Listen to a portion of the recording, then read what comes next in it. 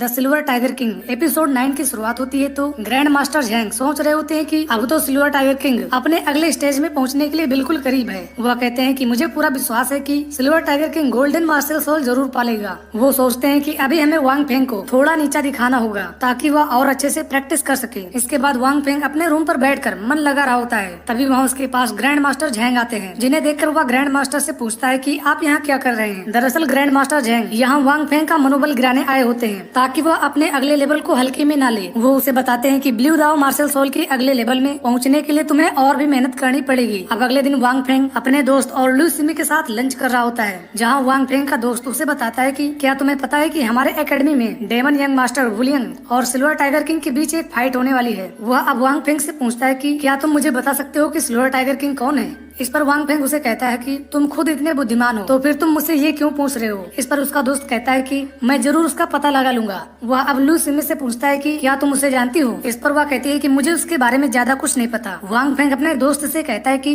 कल की फाइट में सिल्वर टाइगर किंग हार जाएगा। यह सुनकर उसका दोस्त कहता है कि वो इतनी आसानी से नहीं हार सकता क्योंकि उसने इससे पहले कई बड़े बड़े लोगों को हरा दिया है। वह बताता है कि मुझे ये भी खबर मिली है कि उसे मार्शल गॉड के लिए होली सिटी में इन्वाइट किया गया है, क्योंकि अब वांग तियान के बाद वही इंसानों की तरफ से अगला गोल्डन मार्शल गॉड बनेगा। अब उसकी बात सुनकर वांग फेंग कहता है कि मुझे तो उसके बारे में कुछ नहीं पता। इस पर उसका दोस्त कहता है कि तुम सिल्वर टाइगर किंग को जानते हो लेकिन तुम उसके बारे में कुछ नहीं जानते। वह अब वांग फेंग को बताता है कि मुझे उसके बारे में एक चीज और पता चली है। इस पर वांग फेंग उससे पूछता है कि तुम्हें क्या पता है। अब वह बताता है कि मैंने सुना है कि हमारे grand master silver tiger king को 3 दिन के लिए ट्रेनिंग पर ले जाने वाले हैं। अब उसकी इतनी सारी बातें सुनकर वांग फेंग सोचने लगता है कि ये तो हमारे बारे में सब कुछ जानता है, लेकिन इसे ये नहीं पता कि सिल्वर टाइगर किंग कौन है। तभी वहाँ चुआन ब्रदर भी अपने लोगों के साथ आ जाता है, जहाँ वांग फेंग का दोस्त उन लोगों को बताता है कि कल होने वाली फाइट में सिल्वर टाइगर किंग जरूर जीतेगा। यह सुनकर स्वांग चुआंगसिंग को बुरा लगता है और कहता है कि तुम्हारे सिल्वर टाइगर किंग को सपोर्ट करने का मतलब ये है कि तुम मेरी इंसल्ट कर रहे हो। यह कहकर वह उसे मारने जाता है कि